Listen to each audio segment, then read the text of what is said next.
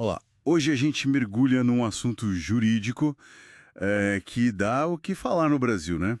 Como é que a gente faz para garantir o pagamento de dívida trabalhista sem, bom, sem acabar com a dignidade de quem está devendo? Temos aqui um artigo acadêmico que olha bem para isso, para desconsideração da personalidade jurídica e também para penhora de salário. Vamos tentar entender isso melhor. Exato. E o ponto de partida, assim, fundamental que o artigo destaca muito é o princípio da dignidade da pessoa humana. Ah, sim. Aquele da Constituição? Isso, tá lá no artigo primeiro. E não é só, tipo, uma ideia bonita, sabe? É a base de tudo.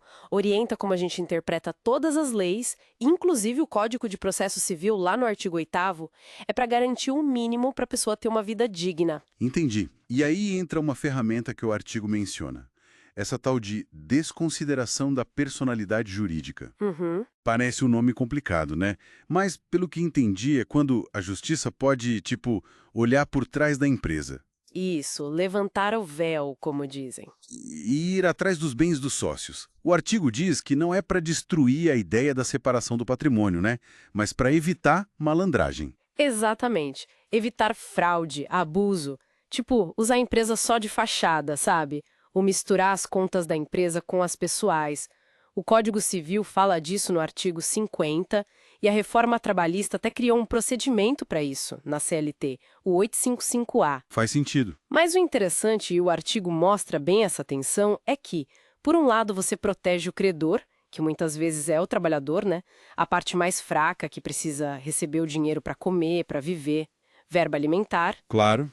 Por outro lado, o artigo insiste, tem que respeitar o processo legal direitinho. O direito do sócio de se defender, de apresentar os argumentos dele. O contraditório, a ampla defesa. Isso, tá na Constituição, no CPC. Ignorar isso seria, bom, seria violar a dignidade dessa pessoa física também, né? Pois é. E aí quando se chega nos bens da pessoa, e se o principal bem for salário? Eu sempre ouvi que salário não podia ser penhorado para dívida. Como fica isso? Ótima pergunta. A regra geral, lá no Código de Processo Civil, no 833, inciso 4º, realmente protege o salário. Impenhorabilidade, para garantir o sustento básico mesmo. Certo. Só que o artigo mostra que essa regra, ela foi relativizada, especialmente com o CPC de 2015. Ah, então mudou. Mudou. O próprio artigo 833, no parágrafo 2º, abre uma exceção para pagar prestação alimentar.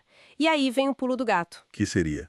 A Justiça do Trabalho entende que o crédito trabalhista tem essa natureza alimentar, porque também é para o sustento do trabalhador, né? Faz sentido. Até a OIT, com a Organização Internacional do Trabalho, numa convenção, a 95, admite penhorar salário, mas com uma condição. Tem que garantir a manutenção do trabalhador e da família dele. Então, não é tudo ou nada. Não mesmo. A jurisprudência que o artigo menciona, do TST e outros tribunais, mostra que é caso a caso. O juiz analisa a situação concreta. Pode penhorar? Pode. Mas só uma parte. E sempre tem que ver qual é o mínimo existencial do devedor. Mínimo existencial. O básico para sobreviver. Exatamente. Aquele valor que, se tirar, a pessoa não consegue mais pagar as contas essenciais. Comer, morar. Aí não pode.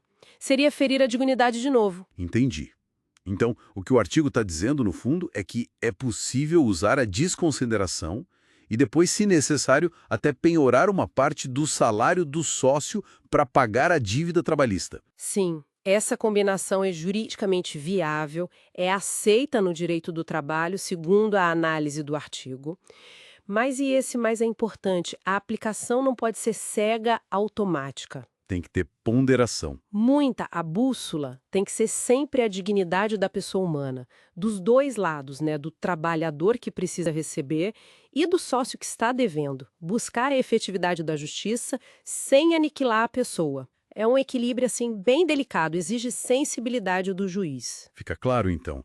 O sistema tenta ser duro contra a fraude, tenta garantir o direito do trabalhador, mas sempre com esse freio, esse cuidado de não destruir a condição mínima de vida do devedor, respeitando a dignidade. Pois é, e isso levanta uma questão, né, uma reflexão que o próprio artigo acaba inspirando Qual seria? para todo mundo.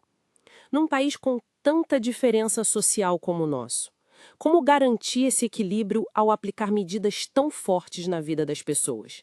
Fica aí para a gente pensar.